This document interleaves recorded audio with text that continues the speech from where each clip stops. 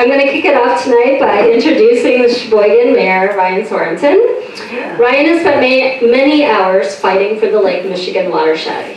We have collaborated on many situations outside of what GLC does, but things for the community that Pete Pittner and I have helped with. And I know that he will continue to fight to better our watershed, work closely with GLC, and to help us help his community. And I want you to talk a little bit more and make sure everybody knows what you're doing in the city.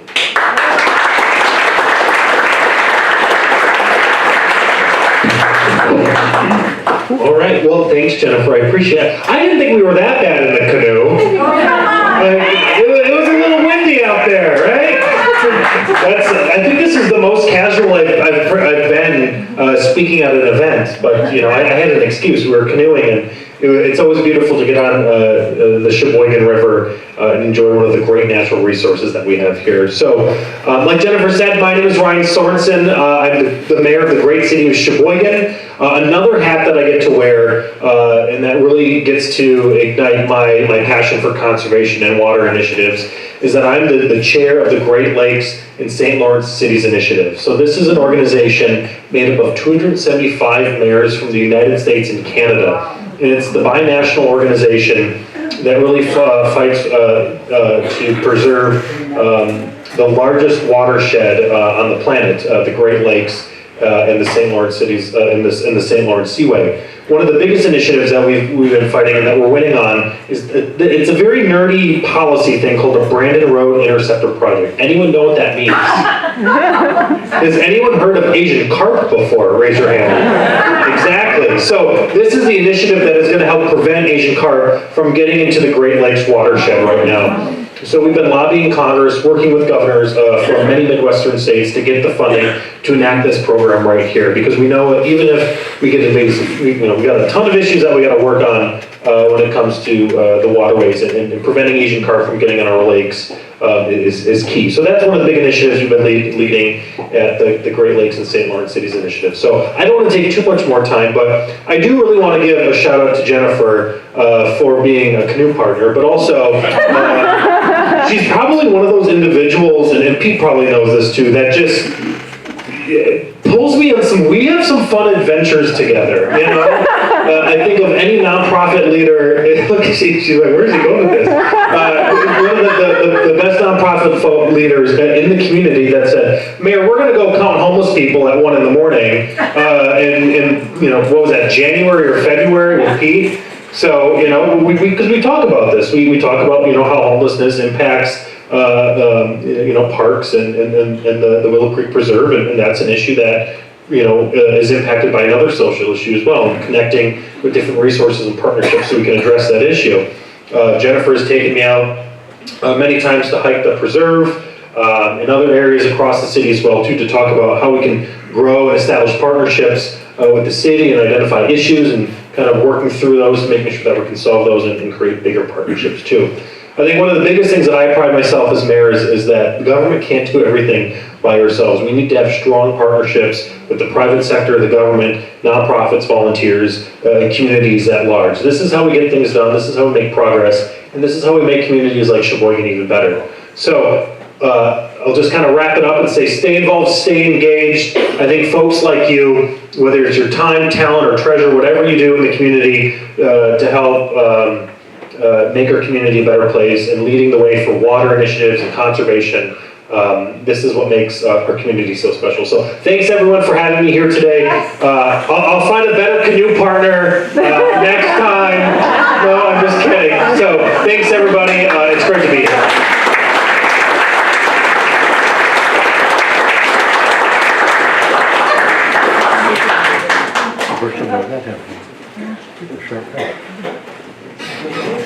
Thank you, Mayor Sorensen. Thank you, Jennifer, for doing your favorite thing, which is addressing a room of people with their eyes on you. It's now my great pleasure to introduce the two gentlemen whose conversation we're going to enjoy tonight. I consider them both thought leaders. I'm going to call you your thought leader, Pete, in this arena of water and land management. So let me really dazzle you with a little more about each of them before we hear them converse tonight.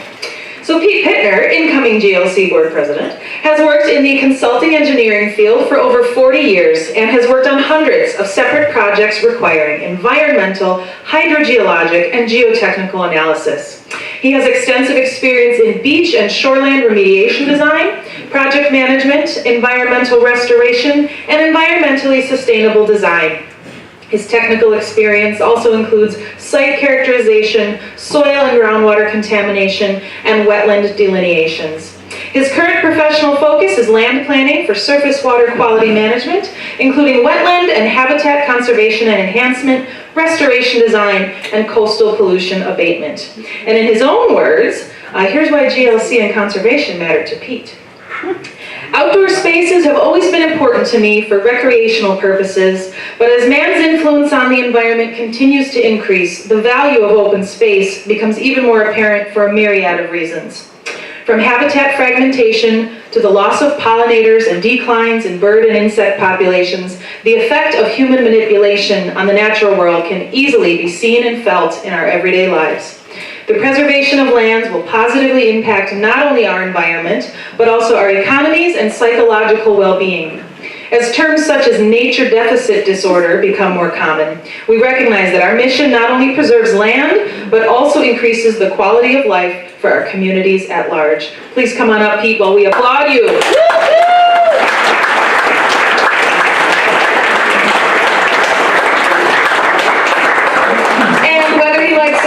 I'm now going to introduce, what am I waiting for? Sorry, I just want to add, so when Pete and I started working with Dan, Dan, it's been a joy to work with you. I just wanted to let you know. Just watching all your videos, everything you do and write about.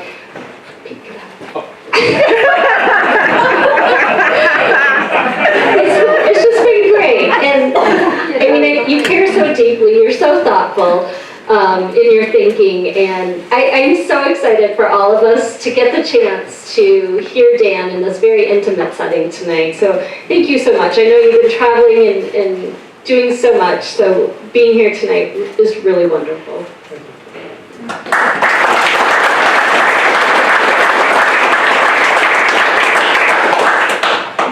Okay, it's almost time to hear from him instead of about him. For many years, Dan Egan covered the Great Lakes for the Milwaukee Journal Sentinel.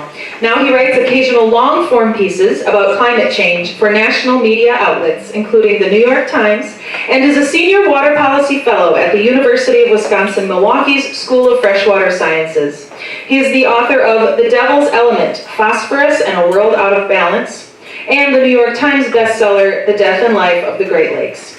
Twice a finalist for the Pulitzer Prize, he has won the Alfred I. duPont Columbia University Award, John B. Oakes Award, AAAS Kavli Science Journalism Award, and J. Anthony Lukas Work-in-Progress Award. A graduate of the Columbia Journalism School, he lives in Milwaukee with his wife and children. Please give a warm welcome to Dan.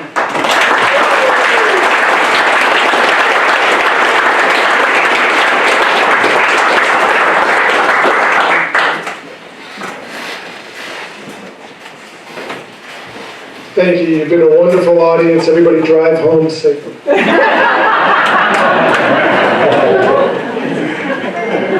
That's a joke. No, this is fine. Yep, I'm good. Well, hi, everybody. Thanks for that introduction. Oh, you gotta turn it on. Oh, Turn it on. Thanks for the introduction. I just add one thing to that. I didn't expect that, but my professional focus right now is that I'm retired. So my professional focus lately has been GLC. But with that said, you're not here to listen to me, so we'll get started here. The format is myself and some of our staff members sat down a couple weeks ago and put together a series of questions of things that we found interesting and we hope you will find interesting. And in addition, as Jennifer mentioned, we had a book club at Wordhaven a month or two ago, and some of these questions are similar to that, of things that we found people were interested in reading Dan's book, and that one particularly focused on the death and life of the Great Lakes. And we'll talk a little bit about that, Dan, as we get started, and then we'll move on to The Devil's Element. But I guess if I can, we'll start at the beginning. beginning being kind of maybe the beginning of your life. We know you grew up in Green Bay, you're kind of a local person. So you grew up basically on the shores of the Great Lakes. So I'm just wondering when you were growing up, what your relationship was with water in the lakes and maybe how that has influenced where you are today. Yeah, it was intense and intimate. I grew up in Green Bay. I had 2 sets of grandparents. I was fortunate enough to have, they both had houses in Door County, one in Bailey's Harbor and one in Egg Harbor. So I spent a lot of summers, not whole summers, but weekends and sometimes longer up at those places. And they were sanctuaries because I grew up in Green Bay, and through Green Bay flows the Fox River, which is kind of a big brother to the Sheboygan River, and it's suffered similar industrial ravages over the years. I didn't know that as a kid. I loved that river. I would go down there. My parents didn't want us going down to the river, not because they were afraid that we were going to drown, although they probably were. But it was like playing at the dump at the time. And that's literally how the river was treated for almost a century. I remember we would pick up along the banks of the river nuggets of phosphorus and bring them home and light them and watch them stink and ooze and glow. And it was like a low-grade firework. And I remember thinking it's like nature's bounty, that it gives us these free fireworks. And it was only later that I learned that it was, a byproduct, an unfortunate byproduct of the pulp making process, which my family was in the paper business, so some of those nuggets, some of that blood is on my hands. But I love that river, and more than that, I love the northern Green Bay. And so I went away to college at Michigan, became a journalist out in Idaho, and then Utah, and I was up there for about a decade. And then we had our first child, and decided that we wanted to be closer to home, so I came back to Wisconsin to the Milwaukee Journal Sentinel, and it was with some trepidation because I really loved the wild, wide open, pretty pristine areas of the West, and it kind of felt like I was coming backwards. But then when I got here and I started spending some time on that lake, you're in the desert basically for a decade. You come back and you look at a body of water like that. You look at Lake Michigan in a whole different light. And I didn't know I was carrying this with me when I walked into the newsroom that first day in August 2002. But by December, it was pretty apparent that that lake and the other lakes had a hold on me. And I had a long lunch conversation with my editor, who was also a Green Bay guy. And we decided that we should try to make a beat out of the Great Lakes. And we thought that it was being undercovered not just by Milwaukee, but by Green Bay and Chicago and Detroit, and Buffalo and Toronto. What happens here matters everywhere because it's all connected. And so that launched me on like a 20-some-year odyssey of just writing about the Great Lakes for the Milwaukee Journal Sentinel. It was, a blessing. And so then how did the books come to be from? Okay, so I spent about 20 years covering the lakes. Midway, let's see, I started in 2002 at the Milwaukee Journal Sentinel, and then in 2011 and 12, my wife and our kids, so we moved to Wisconsin with one kid. By 2011 we had 3, 4? It's another joke. My jokes are they're funny to me. But yeah, we had 4 kids, and we went to Columbia University for what was supposed to be like a sabbatical, but it was a master's program in journalism, and part of that program was a book writing seminar, and part of that book writing seminar was writing a book proposal. And I looked at all these articles, and they weren't really articles. We call them projects in the newspaper, what's left of the newspaper business. And they were more like magazine pieces. And a lot of them had to do with just the fundamental ravaging of the lakes through biological pollution, invasive species. But they kind of built on each other, and they held their own discreetly. And when I looked at them, and I'm just trying to pass this class, to come up with a book proposal, and I looked at it, it's like, those are chapters of a book. And so I put them together conceptually as such, and that pretty much launched the book writing process. And I'll say, it's just a reality. Like, if you want to be published, you almost have to go to New York City, because I could have written the same book, and it was kind of writing itself, but you need to be in New York. So what happened was, I'm being a little long-winded here, I know, but I'll wrap it up quickly. The professor of the book writing seminar suggested that I send this proposal to his agent. Well, his agent, his name's Barney Karpfinger, and he's from Milwaukee. He lives out in New York. He's lived there his whole career. But that proposal landed on his desk, and he's like, this is a story that the country really needs to hear, because too many people in the Great Lakes aren't appreciating what's happened to them. And so he really, really encouraged me to elevate what I was writing for a national audience.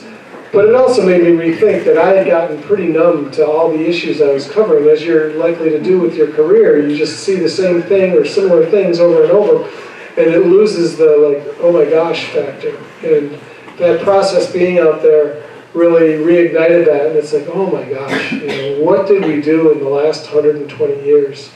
And that's what really spawned the book. Okay. So staying with Death and Life of the Great Lakes, kind of jump way ahead, but the end of that book, there's a scene you describe with your son. A lot of people at GLC, and probably a lot of people all over, were pretty moved by that scene when you described. And maybe you can talk a little bit about that. Sure. And what you hope his relationship is with the lake now and as we go forward into the future. Yeah, I was pretty moved by it too. Not so when the book, because it's kind of a depressing book, but it's not, because that lake, we stopped in on our way into town today, and Alice, my wife, counted 8, 9 kiteboarders out there and countless people on the beach, and it looked like damn Malibu, or the Amalfi Coast. Malibu in the Midwest. It's just spectacular. So first of all, I would like to say, all is not lost. Things could be way worse, and things can get a lot better, and I think that they are. But so I wanted to end this Great Lakes book, on a note of optimism, and I ended up going out with my dad and my son and a fishing charter guy in October of, gosh, it was 10 years ago, 2014, and when I called the charter guy, I figured, meet me at the end of the pier or something, and he's like, yeah, meet me at the boat launch. I go, what kind of boat are we going to get in? And it was like a 22, 23-foot runabout, which is a good-sized boat until you get outside the Milwaukee breakwater. And it was black as night. It was in October, and it was probably 5:30, 6 in the morning. And it was fun being out there, but it was a little treacherous, as it should be when you're on Lake Michigan. And that was the day that John caught his first Great Lakes fish. And just watching him do that. And I'm not a big fisherman, and Lord knows I'm not a big canoer. Not even close. But I have learned from all my reporting that, the important thing is that people have experiences with, and ideally on or in, the Great Lakes. And, I think what happened in the 1960s, pre-Clean Water Act, is we just ravaged the heck out of the lakes, and a whole generation kind of turned their backs on them. And that's goes back to me playing on the banks of the Fox River when my parents are thinking it's a dump, and they're not having great expectations for the river. And that's the tragedy, losing those great expectations.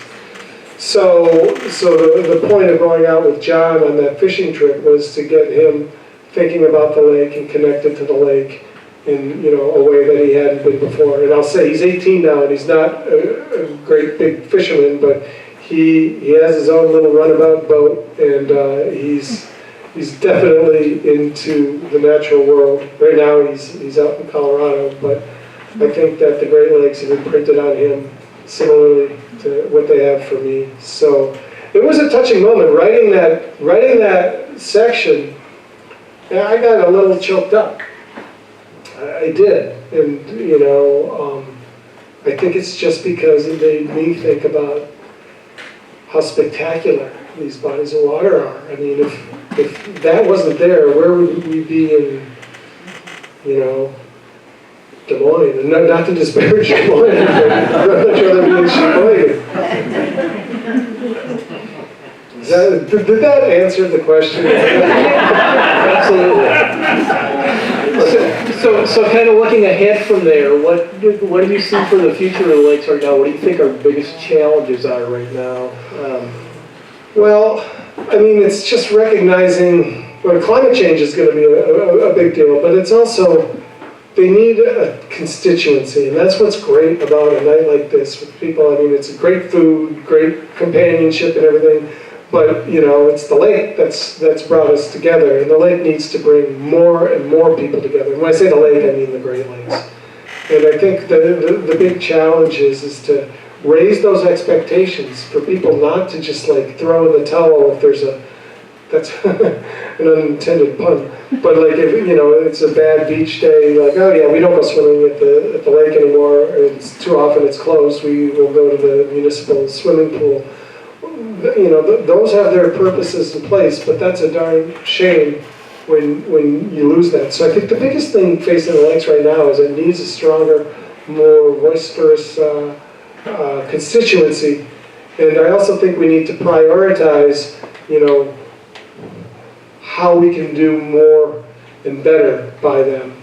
And, a decade ago, invasive species, and it still is a huge deal, but a decade ago, that was something that was really off the radar of a lot of people, and we do have regulations, and I haven't followed them blow by blow, but I've heard that there's some new tweaking of the regulations that may be cause for concern, but the shorthand of that issue is when we built the St. Lawrence Seaway, which is an artificial channel between Sheboygan and Nova Scotia and the North Atlantic and the world beyond, we didn't just open it up to the relatively small amount of cargo that comes up the seaway. We opened it up to all manner of invasive species, and that's how we got all these, the lampreys swam their way in, the alewives swam their way in, but the quaggas and the zebra mussels, they were carried in by these boats. So we have to be vigilant about, mandating, requiring that these ships visiting the lakes recognize that it's a privilege, not a right, to come up into these lakes, and they need to, comport themselves accordingly. But jumping ahead from the invasive species issue, it's phosphorus. And not just in Lake Michigan, but not just in Lake Erie. We're having algal blooms. I call them algae blooms because that's what most people say. Every time I write algae bloom, some biologist writes me and castigates me, and so I get kind of worn down. But anyway, Lake Superior is getting toxic algae blooms, and they have for the last 6 or 7 years, and nobody thought that was possible. They thought it was too pristine, too clear, clean, and wild, rough of a lake for it to happen, but it's happening there. And if it can happen there, it can happen anywhere. But beyond the Great Lakes, it's in our rivers. I drove up to a conference up in Door County last October, and I took Highway 57 just because I wasn't in a hurry. And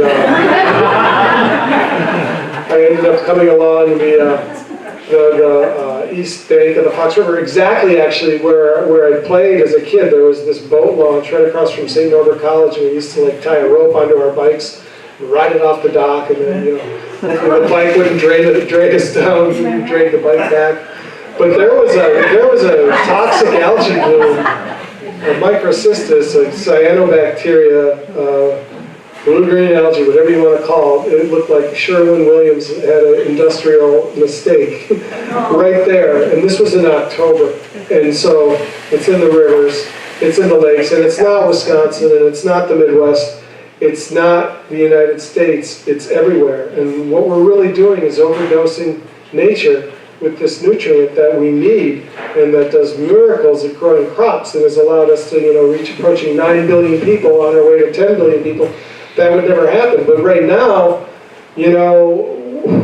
we're along the way, along with growing all this grain and whatnot, we're sending it into our waters. So it almost feels like, raising food and drinking water are at cross purposes, and that's a real concern, and that's something that people need to realize. And it's hard to think of a nutrient as a pollutant until you get exposed to one of these serious algae blooms, and that stuff is as toxic as anything that can be whipped up in a lab. Yeah, and I trust we'll talk more about phosphorus in a minute when we jump into the devil's element, but going back to the invasives a little bit and just maybe finishing up on depth and life of the Great Lakes. You mentioned a couple big, bold solutions for invasives maybe, and that's, gee, why do we have the St. Lawrence Seaway open with a number of ships going through? And the mayor brought up what you call the back door. I think we have the front door and the back door. The front door being St. Lawrence, back door being the Chicago ship canal, and things going on there. Would you say ship canal? Yeah. That's another joke.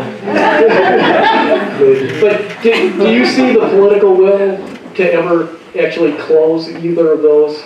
Well, they've I guess it's how you define close. They've gone a long way to restricting, what gets discharged into the Great Lakes via ballast tanks sailing up the St. Lawrence Seaway. And they're doing a lot down in Chicago. And you're never going to get to zero on these things. And we're never going to restore the lakes to, what they were 300 years ago. But again, as I was saying earlier, they're still spectacular. I am impressed by the political will that we've demonstrated to work on this Brandon Road lock and dam. I mean, I don't know how many in the room know the history of Lake Michigan in Chicago, but the Chicago River used to flow into Lake Michigan. It was a tiny little river, much smaller than the Sheboygan River.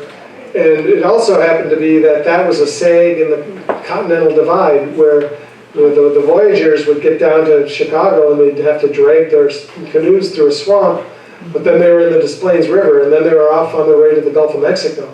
So it was a real pinch point, and they took that pinch point and they dynamited it and blew it into this 150 wide, 28 foot deep channel that is an artificial connection between the Mississippi River Basin and Lake Michigan that was never nature designed, and that did wonders to wash away Chicago's sewage, the ship canal. And it was a creative, really, approach to a very, very serious problem, but it was creative in 1890.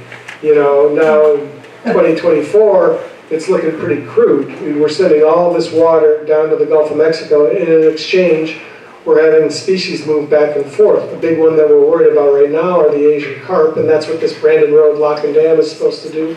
It's going to be a barrier, a physical barrier, so the species can't move back and forth. But we also have stuff going from the Great Lakes into the Mississippi River Basin, and I don't remember. I don't know if you remember the VHS, the virus that was ravaging so many Great Lakes fish. If that gets into the catfish farming industry down in the Delta, they're in a world of hurt. So it's in everybody's interest to try to seal this door. Early on, people talked about a real physical barrier, like there would be no ships, or they're not ships, they're barges, moving between the Mississippi Basin and Chicago. And there was too much resistance to that for that to happen. And I don't have the numbers in front of me, but there was a lot of analyses done showing that traffic really isn't that significant compared to the stakes that are in play here on the Great Lakes if these carp get into the water. I mean, we have a $7 billion fishery out there. And what we're getting in benefit from moving very heavy industrial products, we need them. It's not like we can just turn that spigot off, but they don't necessarily need to float right into the shoreline of Lake Michigan. Chicago is a transportation hub, and you could build the word is intermodal hub to move stuff without moving water. And we're smart enough to do that, but we don't have the will to do that. As far as the seaway, there was a lot of talk that we shouldn't let these ocean-going ships enter the seaway. And there was a study done back in 2005 saying, what if we did shut off the seaway? What if we required that grain and that steel to come and go, which is basically what goes on the seaway? What if we required that to happen with trains or trucks or even barges coming up the Mississippi? They weren't thinking about Asian carp at that point, but the analysis yield an economic benefit of $55 million a year annually having these ships come into our lakes. And then when you look at what's happened with the quagga mussel and the zebra mussel, that's a multi-billion dollar problem. You can't even put dollars on this, it's an ecosystem tragedy. So I don't think that we've done enough to close that front door of the St. Lawrence Seaway, but we've done a lot. And so I think that we should take stock every now and again and think about what we've done rather than what hasn't been done. Okay. Thanks. I think we could talk all night on Death and Life of the Great Lakes, but I think we'll move on to the Devil's Element. And okay, I think maybe you mentioned that Death and Life was kind of a scary book to me. The Devil's Element is really the scary book of the two. But yeah, maybe with that you can tell us a little bit how that book came to be. What was the genesis of that? Sure. So when the Death and Life of the Great Lakes, excuse me, came out in 2017, and it did better than I think they thought it would, largely because of all the help that I had from those guys, those people in New York saying, let's write this for a national audience. This isn't a local story, this is a national, if not international story. And the publisher, after that book came out, said, do you have any other ideas? And I said, well, there's a chapter in that Great Lakes book about Lake Erie that should be its own book. It should be about phosphorus and its history, its essential nature to, our modern life, and just the ravages that it's, causing on the lakes. They weren't really sold on a book about phosphorus. I thought the Great Lakes book would be a hard sell. They're like, no, we love that, but the phosphorus, how are you going to make that interesting? And so I told them how I planned to start the book. Is everybody finished eating? Okay. So my idea was to start with making it a biography of phosphorus, and that would start with its birth. And phosphorus in its elemental form doesn't exist in the natural world, and it's got to be distilled, basically. And that was first done in the 1600s by a guy over in Hamburg, Germany, who was trying to find the Philosopher's Stone, which was this mythical substance that they thought could turn lead into gold or base metals into precious metals. And the idea at the time was that all metals are in a slowly, steadily evolving state. If we can just figure out what's causing that metamorphosis, we can turn up the juice and get rich. And so people started looking for this substance, and they didn't know where it was, but there was this guy, Brand, who thought he could divide it from the human waste stream.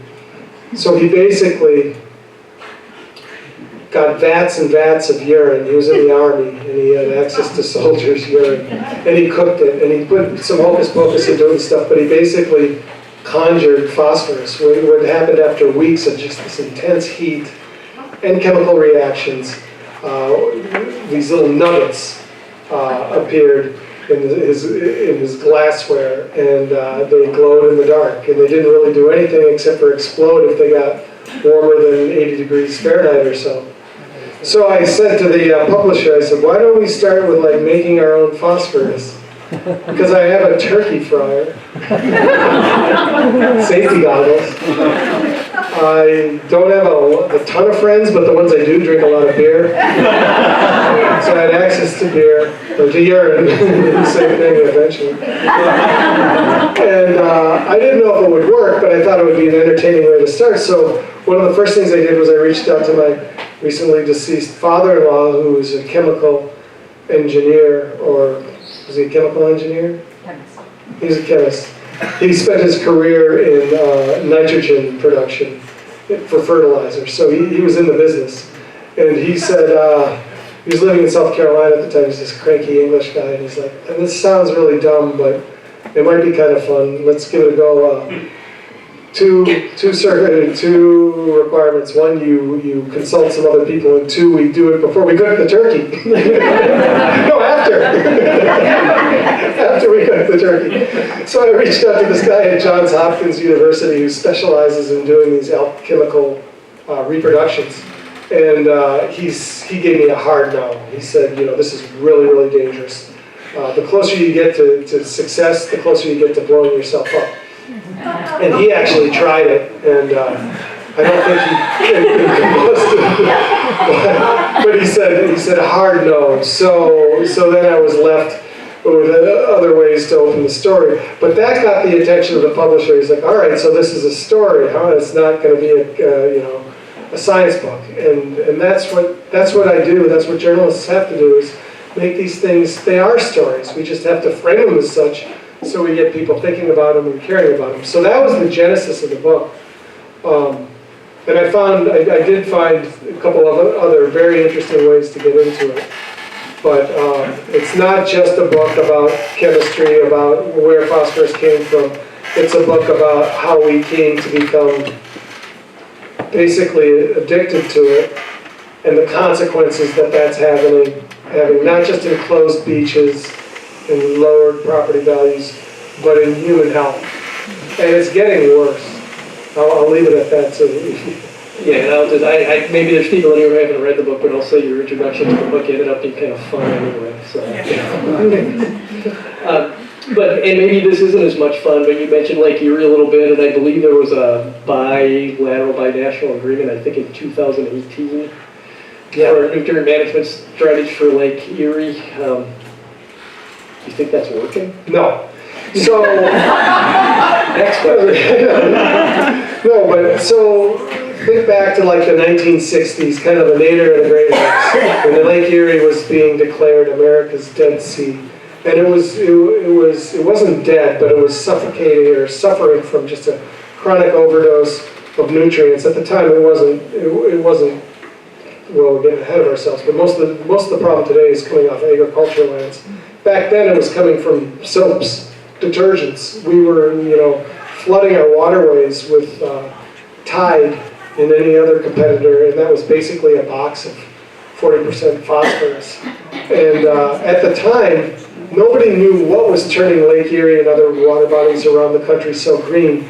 And science stepped in, and there was a group of very progressive, ambitious Canadian scientists who convinced the Canadian and the Ontario government to let them use these lakes up in far, far northwestern Ontario as basically oversized lab rats or aquariums. And so they were given permission to poison lakes to figure out, or to dose lakes and figure out what would turn them green. And so in 1970 or so, it was phosphorus's turn, and they cut this one lake in half with basically a huge polyurethane curtain.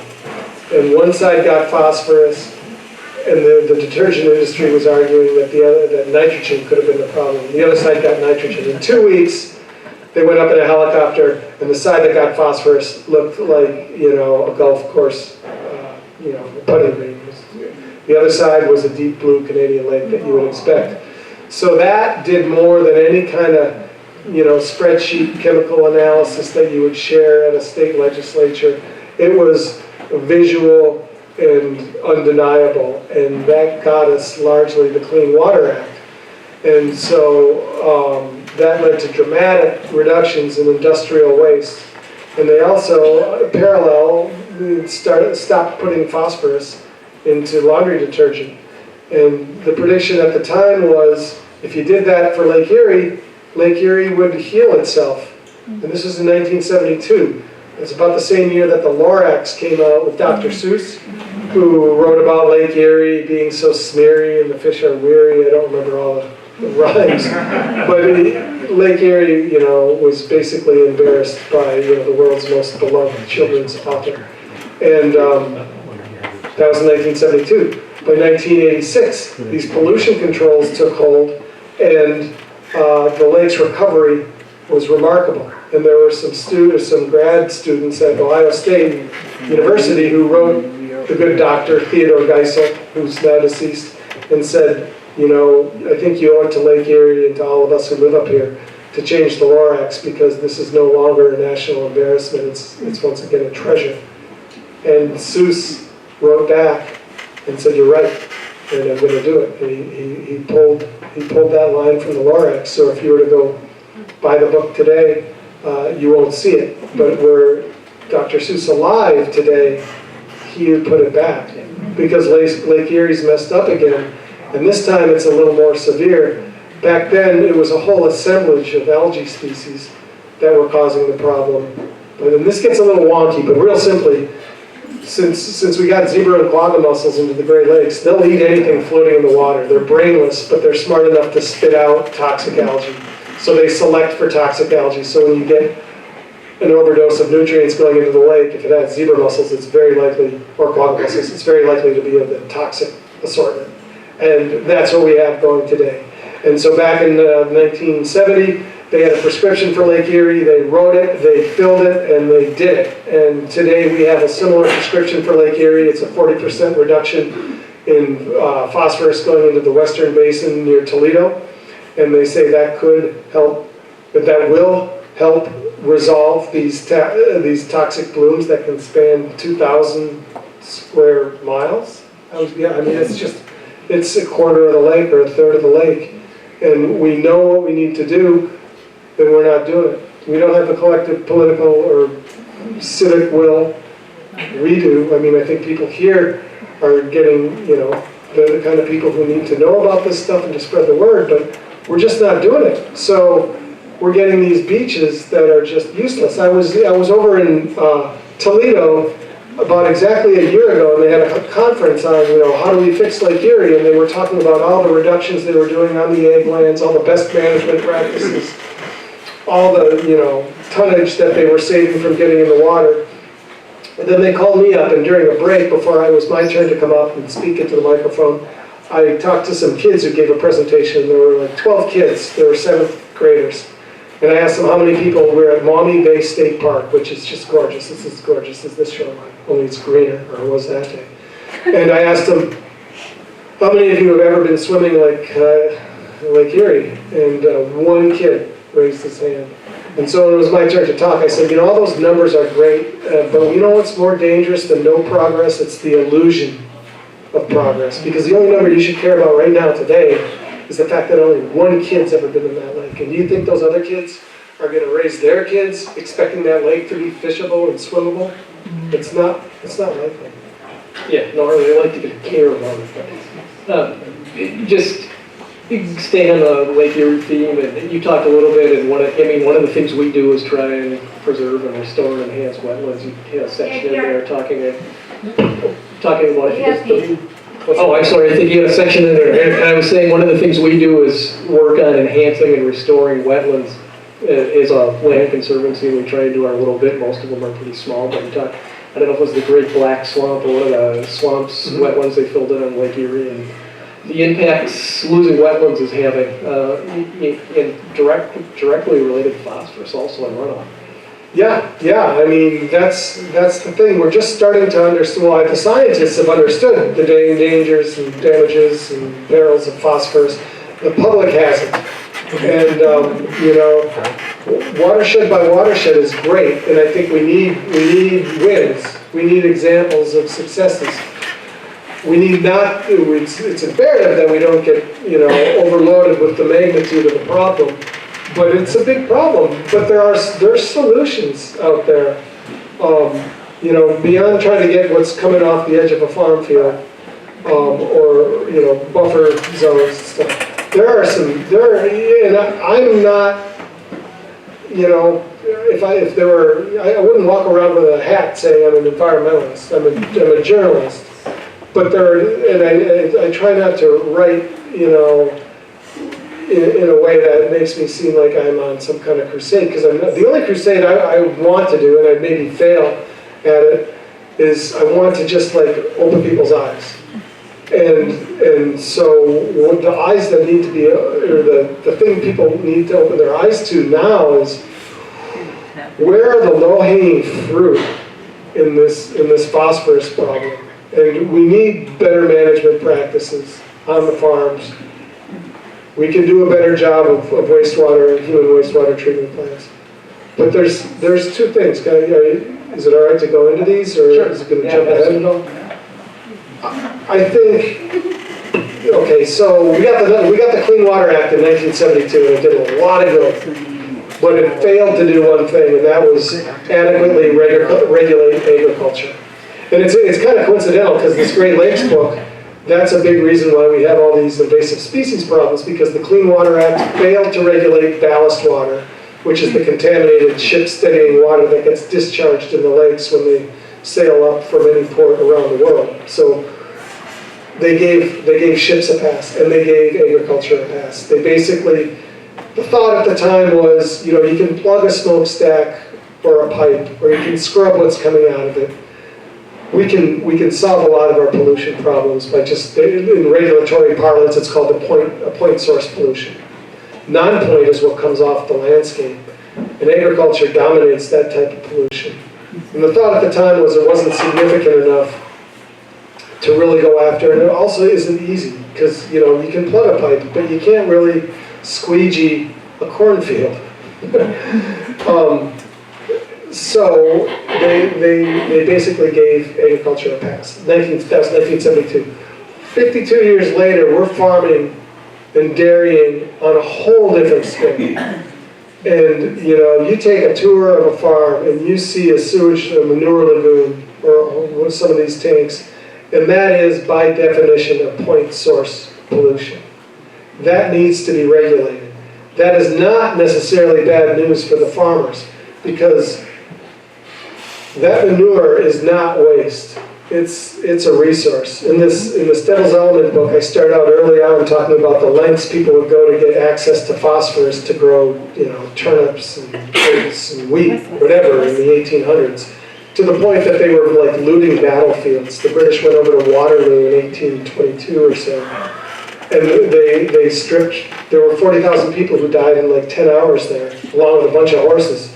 And they had figured out that crushed bones made things grow, so they went back and they harvested the battlefield.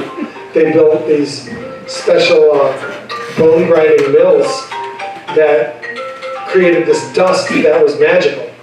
They were taking, bird poop from the Guano Islands off of South America. They were stripping certain islands to the waterline out in the Pacific that had phosphorus-rich rock. If they were to see a manure lagoon today, they would not see a ton of yuck. They would see young. They would see their future. And that's our future too. So, the Clean Water Act has got to be, I would argue, updated to regulate agriculture. But we also need to encourage farmers, and they're doing this now, to start treating this manure not as something that's just put on the fields because we got to get rid of it because cows make manure as much as they make milk every day. But you can refine it, and you can strip the methane out, and you can, which goes into the grid, which is there are farmers in Wisconsin right now making more selling their methane than they're selling their milk for. So that's right there. That's happening now. That's the first step. Now you can go after the nutrients. And the problem right now is manure typically gets liquefied, and so you have these sloshing trucks, and it's expensive to move trucks around Wisconsin. And the rule of thumb is if you go more than 10 miles, it's a money-losing proposition, just because of the mass, the volume. We refine it. We can pelletize it. We can get it down. I was talking to a farmer 2 weeks ago in Waupaca County. He says he's got his system down. He's trying to scale it up. But his product is every bit as pure as commercial fertilizer that you buy at a co-op. So that's one thing. Should I keep going a little bit? Number two is ethanol. 40% of the corn that we're growing right now goes into our car engines, or somebody's car engine. And that's a product that anybody who isn't making ethanol or growing corn, who's thought about it and studied it, realizes is a net environmental loser in terms of the energy inputs, the fertilizer inputs, and the corrosion to the engines, and the land that we put in production to make this dubious fuel. So those are two big, low-hanging types of fruit, pieces of fruit, I don't know, but that's where we can start getting at this problem. And we need to have some wins to get momentum. But I also don't want to demonize the agriculture industry because they're doing, the most noble job in the world. They're just operating in a system that they helped create. They heavily shaped, but it's our system too. And they're not bad people. They're just trying to make a living. And, you know, I don't think anybody is happy with the situation now. Last September, I went to the International Dairy Expo in Dane County, and I just went there because I was looking at the agenda, and there were 2 seminars that I wanted to see, and they were happening across the hall from each other, right sequentially. One was robots or rotisserie, and that was basically how to go big as a factory farm, as a large farm, milking your cows, how to automate it. Across the hall, the next session was mental health and farming. And you know, it's kind of funny, but it's also the suicide rate among farmers is 3 times higher than the general population. And that's because these people are, you know, many multi-generational. The guy in Wapaka County that I talked to 2 weeks ago was 7th generation. When their farm goes out of business, it's not just like, you know, their shoe shop failed. They, in their minds, feel that they failed their, you know, ancestors. And so there's a better path, and I'm not going to prescribe it because that's beyond my ability, but there's better paths forward, and we need to start taking them because things aren't getting better. With climate change, you know, these algae blooms are just, you know, they thrive on warm temperature, they thrive on nutrients, and we get a lot of nutrients now more nutrients now that spring rains are getting bigger, and that's when there's all sorts of fertilizer on the croplands that can be washed off before the plants take it up. And they also feast on the carbon in the atmosphere. So, you know, it's not an easy problem to fix, but we need to start moving forward if we want kids down at that beach.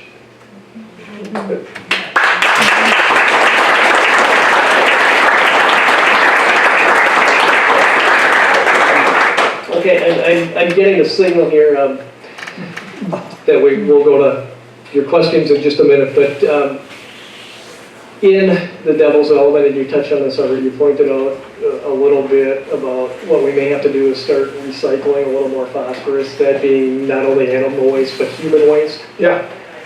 Do you see any progress on that? Yeah, well, so in the devil's element, it starts, so I didn't get to make my own phosphorus, but it starts with a guy who finds a chunk of elemental phosphorus on the Baltic Sea, not far from Hamburg, Germany.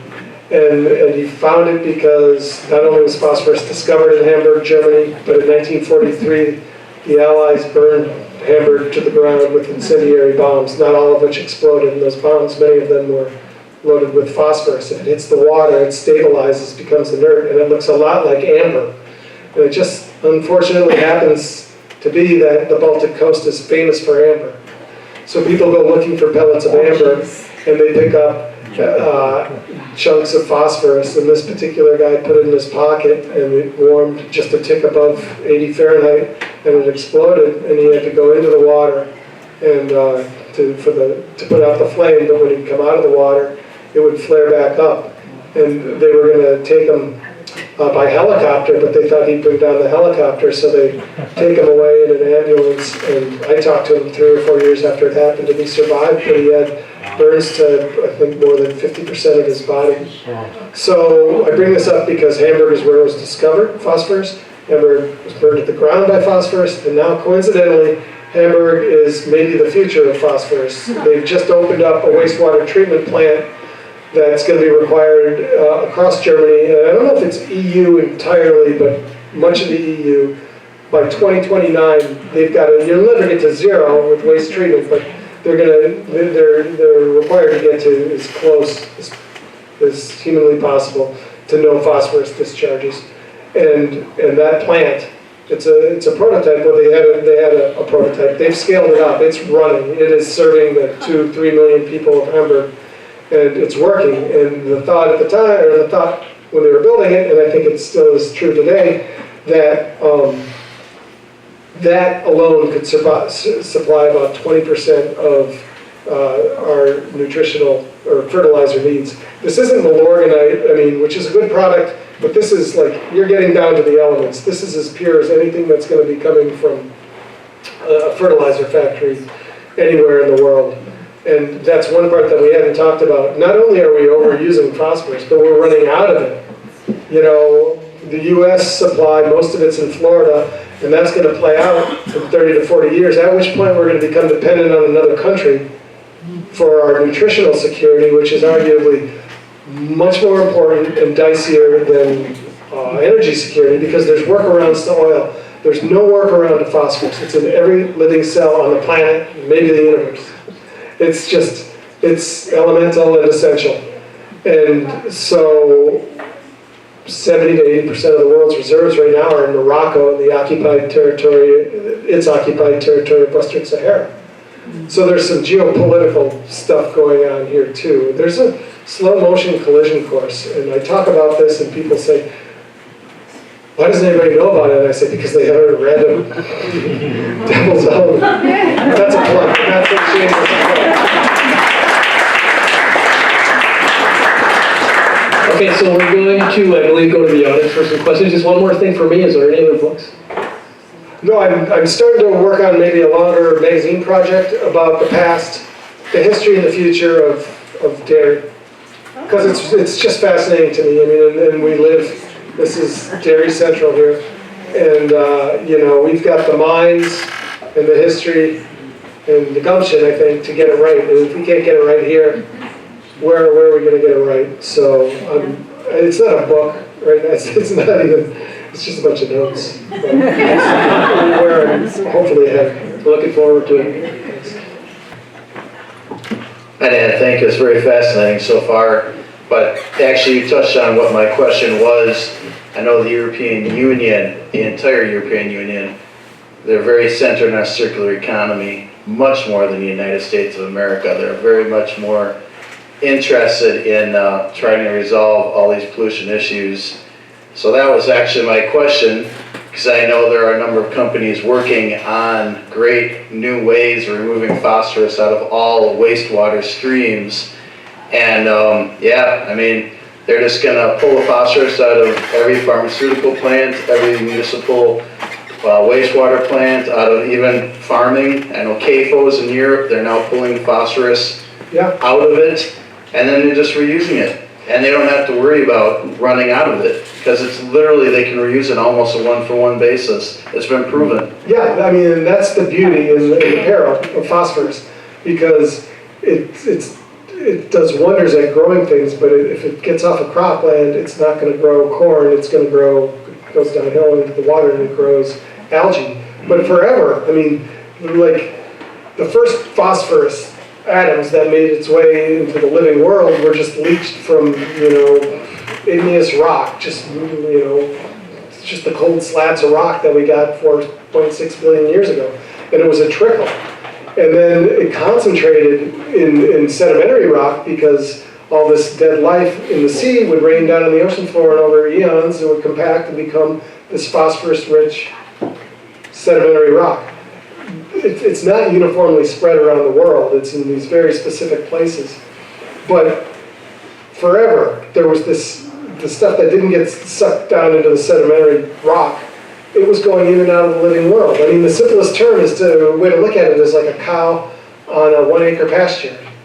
1 to 2 acres is what they say a cow needs to eat grass. Then it poops. That poop grows grass. Then it eats that grass. On and on and on. It is literally like, you know, circle of life. And what we did, starting in the 1900s, after we got beyond bones from battlefields and bird poop from South America, and we found these rock deposits, is we turned that trickle of new phosphorus into the natural world into a gusher. And instead of having a circle, we cracked it and straightened it out. So it runs in a straight line too often from a cropland, down a stream, into our lake. We can we're never going to get back. I mean, we've got 9 billion people here, and we wouldn't have them if we didn't have this, you know, manufactured phosphorus fertilizer. But we can conceptually get back to that circular economy that you're talking about. One more quick question along those lines. So in the Great Lakes, or honestly any body of water that has quagga mussels and zebra mussels, are they not stockpiling phosphorus on shorelines and in shallow water now? Because, well, you know, we're eating. Yeah, no, there's been some studies saying that, you know, Lake Michigan is just saturated with phosphorus in the nearshore area because of they call it sequestration. Sequestration, thank you. No. I'm a history major. But there's a deficit of it out in the open water. Some people say, a lot of people don't. But yeah, and an obvious question is, are we going to be mining the bottom of Lake Erie in 100 years? And if it's to put bread on the table, we will be. And what is that going to mean for the lakes? But we don't have to go so far. We're very far down the road, but we don't have to go to the dead end. We have opportunities, and we need to start, exploring and exploiting them. Thank you. What can we do locally?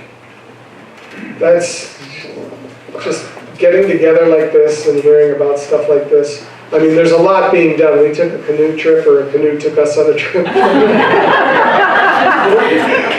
down the river today. But I mean, it starts with caring about, they say all politics are local, and I think all environmental restoration starts locally. It starts with, what's in your backyard.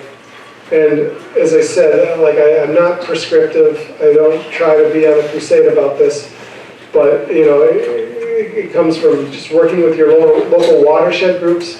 But the big picture, it's challenging ethanol and updating the Clean Water Act. You could also join the League of Women Voters Lake Michigan Regional Co-op. It's all around the whole Great Lakes, and we're fighting the big corporations, so that's a good cause. So you could join that locally. It's a great point, great group. I hope this isn't too depressing, because I'm not depressed. I'm not. I was going to thank you for that last answer, because it brightened things out the way. Yeah, no, it's, you gotta, to get out of bed in the morning, you gotta be optimistic, and I think it's just a matter of people just haven't connected the dots yet, or they haven't had them connected for them. It's, we've got a beautiful lake, and we've got a beautiful river, and there are similar things all around, so anyway, I feel like I'm kind of drowning. Let me ask you one final question, Dan. Anything you think, as land trusts here around the state, that we can be doing, or we can be doing better as far as helping with the phosphorus problem? No, I think the fact that you guys exist is just, a godsend, because no,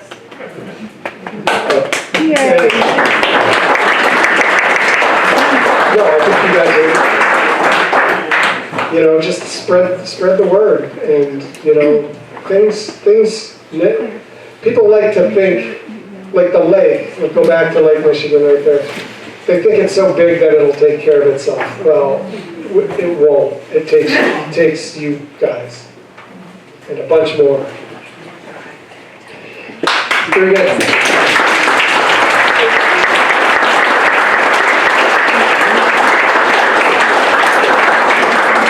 Thanks, Dan. It's been a pleasure talking to you. I think we could talk all night.